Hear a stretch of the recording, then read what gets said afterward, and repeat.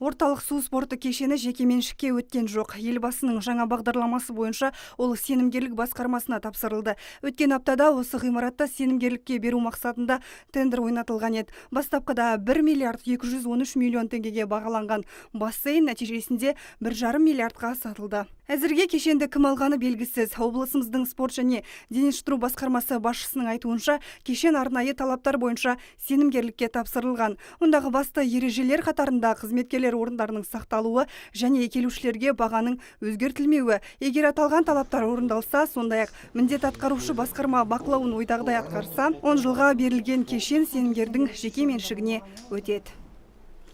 Бұған дейін біз бұндай жұмыстармен жаңағы атқармаған болатынбыз. Қазір енді бізге жаңа бір беттер ашылып жатыр осындай.